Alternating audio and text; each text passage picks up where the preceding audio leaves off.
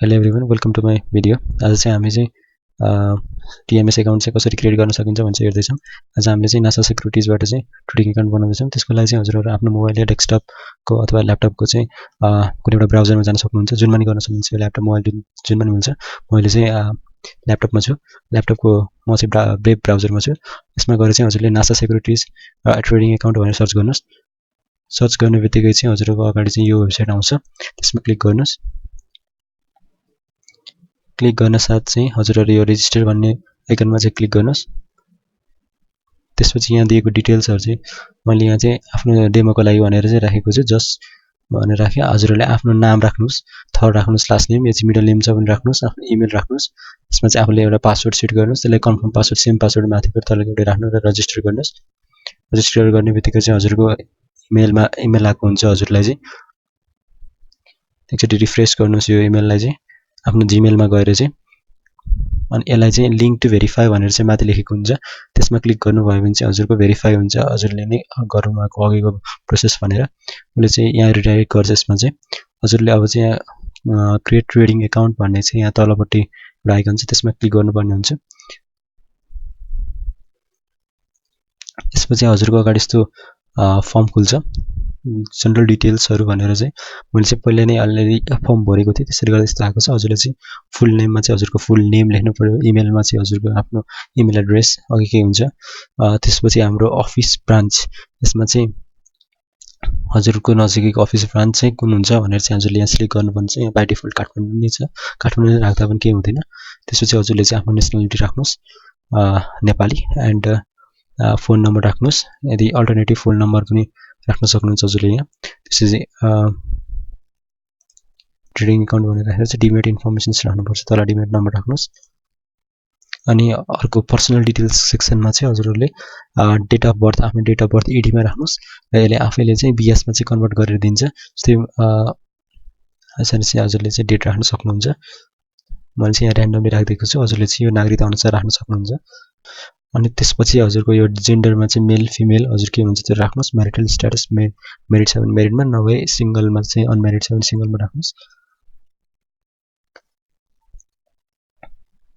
यदि हजुर चाहिँ अन्डर 18 हुनुहुन्छ भने चाहिँ त्यतिबेला चाहिँ हजुरहरुको चेन्ज गरेर चाहिँ मैले हेर्दै छु। यदि हजुर अन्डर 18 हुनुहुन्छ भने हजुरलाई चाहिँ बर्थ सर्टिफिकेट नम्बर, बर्थ सर्टिफिकेटको कहाँबाट निकालेको हो, त्यसपछि चाहिँ बर्थ सर्टिफिकेट इस्युड डेट चाहिँ कुन डेटमा चाहिँ इस्युड भएको थियो, कहिले बनाउनु भएको थियो त्यो चाहिँ हजुरले डिटेल राख्नुपर्ने हुन्छ।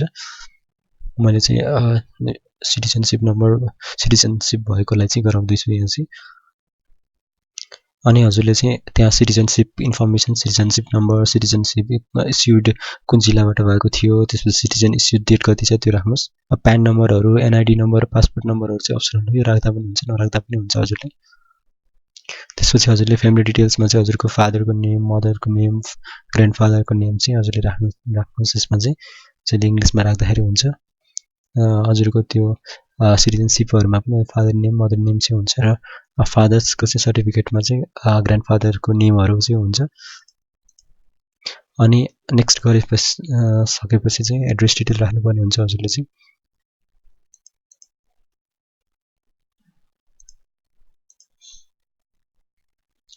एड्रेस डिटेलमा चाहिँ हजुरले चाहिँ कहाँ हजुरको लोकेसन्स राख्नुस्।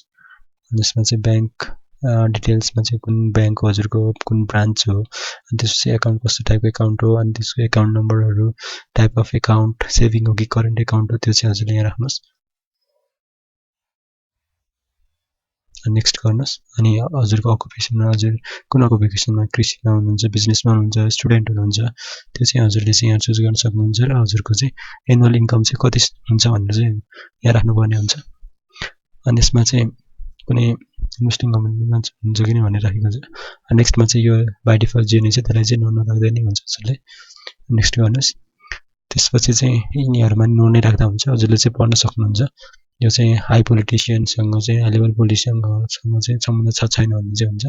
नेक्स्ट गरिसकेपछि हजुरको यहाँ डिटेल्स राख्नुपर्छ। जस्तै सिटिजनशिपको फ्रन्ट अनि ब्याक अनि पासपोर्ट साइज फोटो हजुरको, अनि पछि पासपोर्ट साइज फोटो त्यो सेल्फी खिच्नुपर्छ हाम्रो सिटिजनशिपसँग चाहिँ। अनि थम्ब प्रिन्ट हजुरको दायाँ बायाँ दुवैको। त्यसपछि आफ्नो सिग्नेचरको फोटो खिच्ने।